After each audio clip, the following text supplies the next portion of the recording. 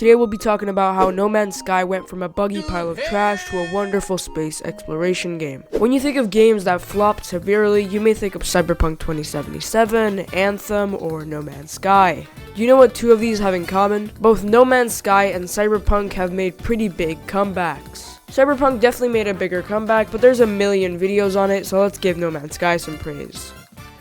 No Man's Sky was announced in 2013 at the VGX Awards and instantly caught the attention of the gaming press. Sony Interactive Entertainment offered to provide funding, but the developers, Hello Games, only wanted financial assistance for the promotion and publication. The following year, Sony presented the game at their media event during the Electronic Entertainment Expo in 2014. At that time, No Man's Sky was the first indie game to ever be presented at one of these center stage events. Yes, you heard me right, No Man's Sky is indie. I honestly don't know if this is common knowledge, but No Man's Sky started with a very small team of just 4 people. No Man's Sky is an action-adventure survival game. That's not hard for a group of 4 devs, but that's obviously not all they were promising. What made people think the game would be revolutionary is the massive seamless universe. Hello Games promised a universe that is so big you wouldn't be able to explore it all in one life. The whole universe would be procedurally generated, using deterministic algorithms and random number generators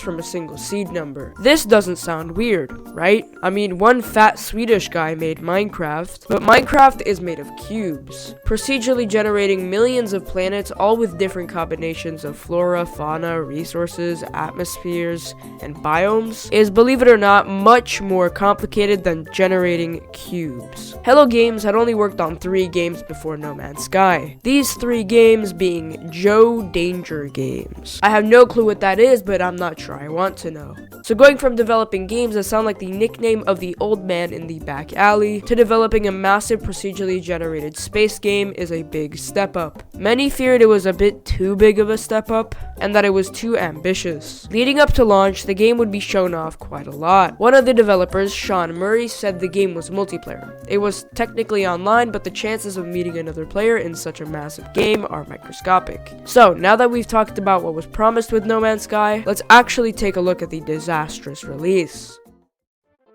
So as I said, the game was said to be online, but within days of release, players had already debunked that. 2 players managed to find the exact same planet and stand on the exact same spot. Yeah, our streams are exactly lined up. Yep, that's the same one. And surprise, surprise, they weren't able to meet each other. So to try to play it off, the hard copies of No Man's Sky were covered with stickers on the back.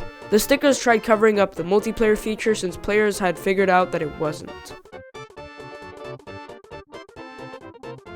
But contrary to popular belief, gamers aren't Neanderthals, so we saw the stickers and we saw the online play info right behind it. Hello Games lying about online was far from the worst thing about the launch. No Man's Sky launched with severe performance issues and major bugs. The game was constantly crashing and it was safe to assume that the fans were not happy. Hello Games promised rich environments in a living galaxy, but what we got was the polar opposite. So now that we've gone over pre-release and the horrendous release, let's get to the actual point of the video, how No Man's Sky made its comeback.